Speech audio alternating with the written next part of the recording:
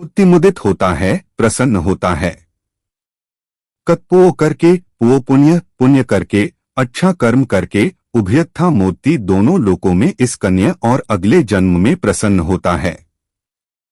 सो मोत्ति वह मुदित होता, प्रसन्न होता है, सो पमोत्ति वह प्रमुदित होता, अधिक प्रसन्न होता है। दिस्वा देखकर कम विशुद्धिमत्तनो कर्म पवित्र, अपना अपना पवित्र कर्म, अपना अच्छा कर्म देखकर प्रसन्न होता है।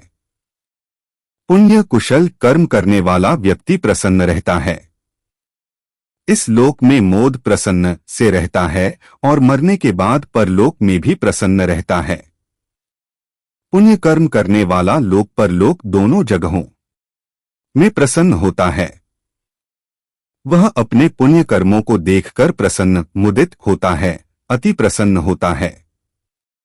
मन के विकारों से मुक्त व्यक्ति जीवन जीने की कला सीख लेता है, उसी के अनुसार जीता है। वह मन को वश में कर, इंद्रियों को संयत कर अच्छे कर्म करता है और सुख शांति का जीवन जीता है। वह वर्तमान में मुदित होता है, आनंदित होता है और अपने कर्मों की शुद्धता को देखकर भविष्य में भी बहुत प्रसन्न होता है। भलाई करने वाला दोनों लोक में सुखी रहता है। देवदत्त की कथा। श्रावस्ती के जेतवन में इद तप्पति पेच्छ तप्पति, पापकारी उभयथ तप्पति। पापम में कतंति तप्पति, भिययो तप्पति दुर्गति गतो। इद तप्पति हाँ संतप्त होता है, संताप करता है। पेच्छ तप्पति प्रेत्य जाकर, परलोक में जाकर संताप को प्राप्त होता है। पापकारी पाप करने वाला, पापी उभयथ दोनों लोकों में तप्पति जलता है। पापन पाप में मैंने कतंती किया, यह सोचकर तप्पति संतप्त संतापग्रस्त होता है। भीव्यो भूय बार बार अधिक तप्पति जलता है, दुर्गतिंग तो दुर्गति को प्राप्त कर। भलाई करने वाला यहाँ इस लोक में आनंदित होता है और प्राण छोड़कर परलोक में भी आनंदित होता है। पुण्य अच्छे कर्म करने वाला दोनों लोकों में आनंदित होता है। मैंने पुण्य कर्म किया है, यह सोचकर आनंदित होता है और सुगति अच्छी गति पाकर और भी अधिक आनंदित होता है। श्रावस्ती के जेतवन में सुमना देवी की कथा। इध नंदति पेच्च नंदति, कत्पो उभयथ नंदति।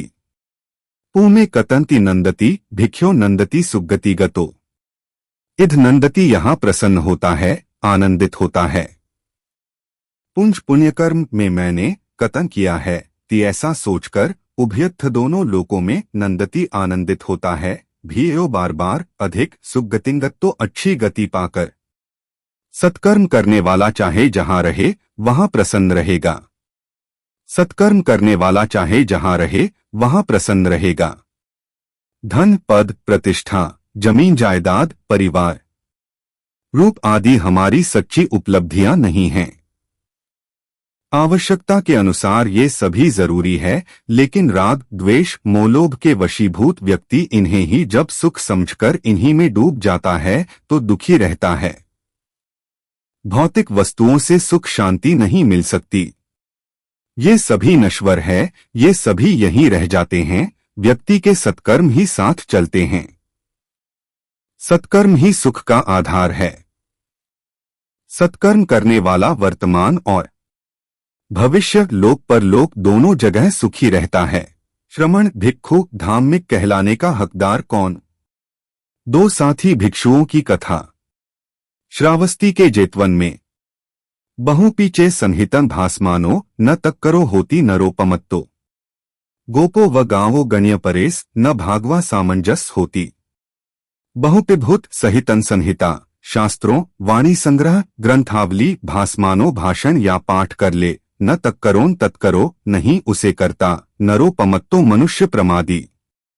गोपो व गांवों ग्वाले के समान गायों को गण्य परेसन गिनता है, दूसरे की न भागवा नहीं भागी होती होता। सामंजस श्रामण्य का, संन्यास का।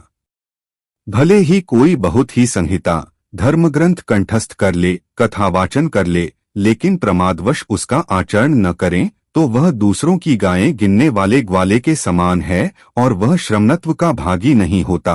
श्रमण कहलाने के योग्य नहीं होता। भले ही कोई धर्म ग्रंथ त्रिपिटक कंठस्थ कर लें, संगायन कर लें, पठन कर लें, ज्ञानी विद्वान हो जाएं, लेकिन ग्रंथ के विचार उसके जीवन में नहीं उतरे, यदि वह ज्ञान उसका जीवन न बने तो उसकी विद्वता व्यर्थ है। सिर्फ जानने से कुछ नहीं होता, उन मूल्यों को मानना और आचरण में उतारना जरूरी है, उन आदर्शों को जीना जरूरी है। धार्मिक ग्रंथों, किताबों की वाणी, उपदेशों को याद करना, पाठ करना और भाषण करना बहुत आवश्यक है, लेकिन उनके विचारों को व्यवहारिक जीवन में उतारना, अपनाना अत्यंत आवश्यक है। मन से विकारों का मैल तभी साफ होगा जब सद्गुणों का व्यवहार किया जाएगा। महत्वपूर्ण यह नहीं है कि कोई कितनी बड़ी बात कहता है, महत्वपूर्ण तो यह है कि वह कितना करता है। कथनी और करनी में अंतर नहीं होना चाहिए। ग्वाला पूरे गांव के पशुपालकों की गायों को इकट्ठा करके गोचर जंगल ले जाता है, दिन भर चराता है, गिनती रखता है, फिर शाम को लौट आता है। वह कहता रहता है कि हर रोज 500 गायें चराकर लौटता है, लेकिन एक भी गाय उसकी नहीं होती है। वह एक गाय का भी मालिक नहीं होता। तंदुरुस्त खूब दूध देने वाली गायें, लेकिन सब दूसरों की। फिर थोड़े समय बाद उसमें अहंकार भी आ जाता है कि वह पूरे गांव की गायें चराता है, 5-10 गायें चराने वाले ग्वाले की उसके आगे क्या बिसात। इसी प्रकार जीवन की सुख शांति के उपदेशों, शिक्षाओं, वचनों से भरे ग्रंथों, संहिताओं, वाणी संग्रहों, कथाओं का कोई पाठ करता रहे, वाचन करता रहे, उन पर भाषण करता रहे, लेकिन प्रमाद में पड़कर लापरवाही में वह उनके अनुसार आचरण नहीं करें, तो वह दूसरों की गायें गिनने वाले ग्वाले की तरह श्रमणत्व का भागी नहीं है, श्रमण कहलाने का अधिकारी नहीं है। श्रमण का अर्थ होता है जिसने ध्यान, श्रम, अनुभव करके ज्ञान को अर्जित किया है, उधार नहीं लिया, चुराया नहीं है, बासी नहीं है। जिसने अपने अनुभव से जीवन के सत्य को जाना है। श्रम से जिसने अर्जित किया है वह श्रमण कहलाता है। तथागत कहते हैं, जो दूसरों की गायें गिनने वाले ग्वाले के समान है, वह श्रमण कहलाने का अधिकारी नहीं होता। कोई व्यक्ति ग्रंथों, किताबों के पन्नों को पढ़े, याद रखे, रटे, पठन करे, भाषण करे, और यदि वह व्यक्ति किताबों में कहे वचनों, शिक्षाओं को अपने जीवन में, आचरण में उतारता है, तो वही श्रमण है, वही भिक्षु है, वही धार्मिक है। मतामृत प्रमादी जैसा मरता है। अपराध करना अमृत निर्वाण का पद है, अमर पद है, और प्रमाद मृत्यु का पद है। प्रमाद रहित व्यक्ति कभी मरते नहीं, जिस तरह प्रमादी मरते हैं। प्रमादी तो मरे समान होते हैं। अप्रमाद सावधानी, होश, सजगता, उत्साह, धम्मोद्यमशीलता। प्रमाद व असावधानी, नेग्लिजेंस, लापरवाही, मदहोशी, सुस्ती, तंद्रा, नींद, आलस्य। बुद्ध के संपूर्ण जीवन का सार है अप्रमाद, जागृत, जागकर जीना, अवेयरनेस। आथ बुद्ध धम्म में अप्रमाद निर्वाण मार्ग का प्रवेशद्वार है। सभी कुशल कर्मों के मूल में अप्रमाद को माना गया है। लेकिन पाली भाषा का अपमाद शब्द संस्कृत के अप्रमाद का पर्याय मात्र नहीं बल्कि उससे कहीं अधिक है। बुद्ध धम्म को सही रूप में जानने समझने के लिए अपमाद शब्द का अर्थ ही ध्यान में रखना चाहिए, लेकिन सामान्य जन को समझाने के लिए अप्रमाद शब्द का ही उपयोग किया जाता है। तथागत ने कहा है, अप्रमाद में रहना, प्रमाद रहित रहना, सावधान, जागृत, होश में रहना अमृत पद है। किसी वस्तु और व्यक्ति से मोह न करना सावधानी है। नश्वर, नष्ट होने वाली, छूट जाने वाली वस्तुओं से मोह करना प्रमाद और मृत्यु पद है। मोह करने वाला मरता है।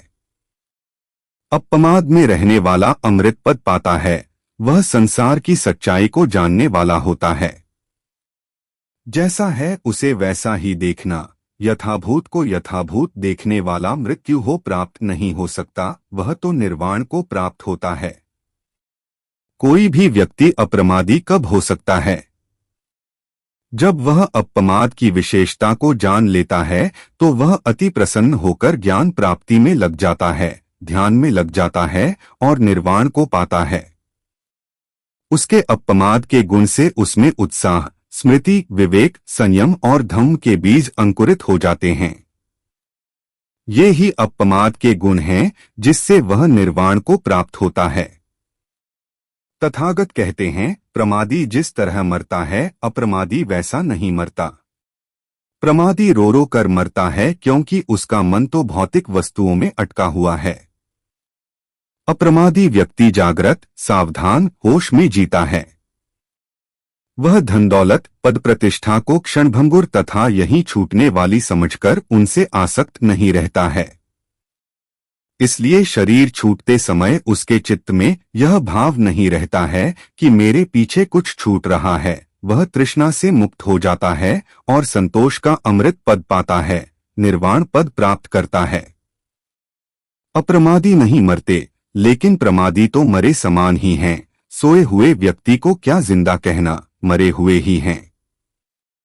पंडित जन बुद्धों द्वारा उपदिष्ट आचरण में रहता है। एतं विशेषतो नत्वा अपमादम ही पंडिता अपमादे पमोदंती अर्यान गोचरे रता।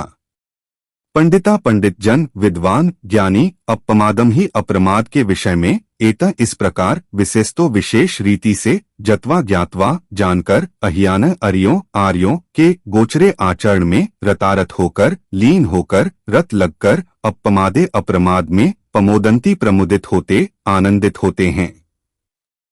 पंडित जन, ज्ञानी जन अप्रमाद के बारे में विशेष रूप से जानकर आर्यों की गोचर भूमि में रमण करते हुए अप्रमाद से प्रमुदित होते हैं। भगवान बुद्ध के काल में पंडित का अर्थ होता था प्रज्ञावान, ज्ञानवान। जो प्रज्ञा को उपलब्ध हो गया हो, सत्य को जानने वाला, विवेकशील व्यक्ति। आज पंडित शब्द का अर्थ विकृत कर दिया है।